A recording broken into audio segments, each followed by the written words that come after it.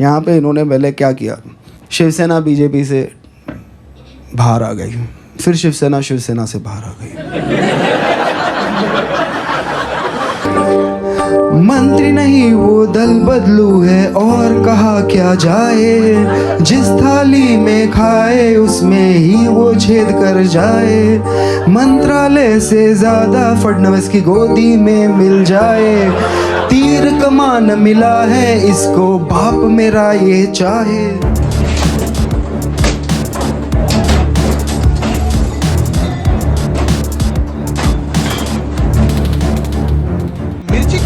दाढ़ी चश्मा वो सब जो बोला है वो एकनाथ शिंदे पे ही क्यों बोला है? एकनाथ शिंदे का ही नाम लिया है कि उसमें यही सवाल आता है मन में, मिर्ची क्यों लगनी जरूरी? बाला साहब ठाकरे जी की विरासत ये शिंदे जी के पास है, इस पर जनता की मोहर लगी है। तो कोई स्टैंड अप कॉमेडियन खड़ा रहकर इस प्रकार से उसको गद्दार नहीं कह सकता। कुणाल कामरा ने मुझे नहीं लगता कुछ गलत कहा है। गद्दारों को गद्दार करना ये किसी पर हमला करने की बात नहीं है, जो गद्दार है वो गद्दार है। जज के ऑर्डर में लिखा है जो इन्होंने महाराष्ट्र की इलेक्शन से किया है ना भाई साहब, बोलना पड़ेगा। यहाँ पे इन्होंने पहले क्या किया, शिवसेना बीजेपी से बाहर आ गई, फिर शिवसेना से बाहर आ गई।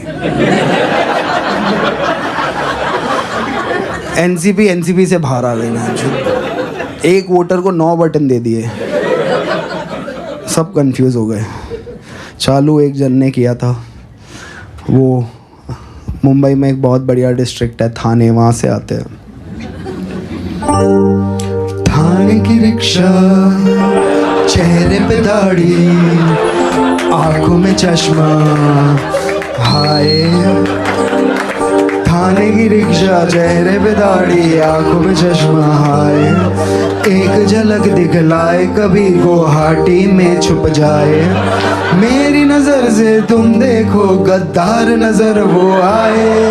थाने की रिक्शा, चेहरे पे दाढ़ी, आंखों पे चश्मा, हाय। मंत्री नहीं वो दल बदलू है और कहा क्या जाए, जिस थाली में खाए उसमें ही वो छेद कर जाए। मंत्रालय से ज्यादा फडणवीस की गोदी में मिल जाए, तीर कमान मिला है इसको बाप मेरा ये चाहे। थाने की रिक्शा, चेहरे पे दाढ़ी, आंखों पे चश्मा, हाय। सोचो ना, मतलब ये पॉलिटिक्स है इनकी। परिवारवाद खत्म करना था, किसी का बाप चुरा लिया भाई। क्या रिप्लाई होगा भाई? मैं मिलूँ कल तेंदुलकर के बेटे को, बोलूँ कि आजा भाई लंच पे मिलते हैं, आधा घंटा तेंदुलकर की तारीफ करूँ और बोलूँ कि देख आज से पर वो मेरा बाप है, तू ढूंढ ले कोई ऑन द वे।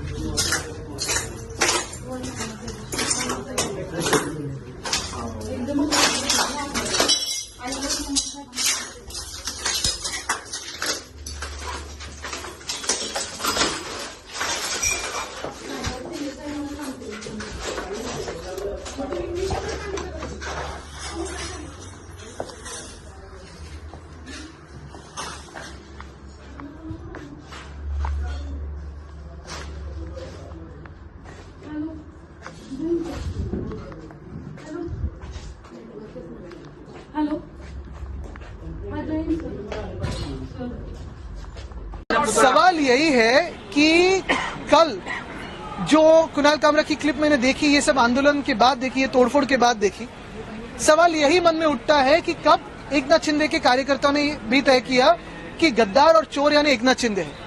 मिर्ची क्यों लगी? क्योंकि नाम तो किसी का लिया नहीं है, वो किसी के बारे में ही बोलता होगा।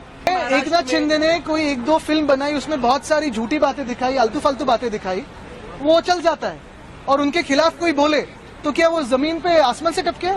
यही बात है ना कि ये मवालीपना जो है, ये टपोरीगिरी जो है महाराष्ट्र में उनके हाथों से जो चल रही है, वो कहीं ना कहीं मुख्यमंत्री रोक लगाएंगे कि नहीं? क्योंकि ये मिर्ची लगने का कारण ही था। अगर खुद चोर नहीं है, खुद गद्दार नहीं है, तो क्या कारण था कि कल उन्होंने तोड़फोड़ की? देश नहीं, पूरी दुनिया जानती है कि गद्दार और चोर कौन है। लेकिन अब तक तो ये एकनाथ शिंदे नहीं मानते थे। अभी कल जो हमला किया उन्होंने, तो अभी शायद मानने लगे हैं कि गद्दार और चोर अगर किसी के बारे में बोले तो वो खुद। ये सारी बातें सुपारी वुपारी की जरूरत नहीं है, ये तो उनके मन से आई है। और हम पे भी टिक्का की है ना उन्होंने।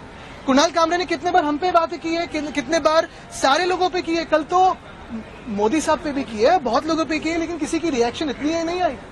कितने बार पिछले 20 सालों में, 25 सालों में प्रधानमंत्री महोदय पे बातें हुई है, बहुत सारे लोगों पे बातें हुई, लेकिन कोई ऐसे रिएक्ट नहीं करता है। कल की बात कुछ अलग मिर्ची लगाने वाली बात थी, ऐसे ही रिएक्शन है। कल जो तोड़फोड़ हुई है, जैसे उन्होंने कहा, मुख्यमंत्री महोदय ने कहा कि नागपुर में जिन्होंने तोड़फोड़ की है उनसे पैसा लिया जाएगा। क्या कल जिन्होंने तोड़फोड़ की उनसे पैसा लिया जाएगा?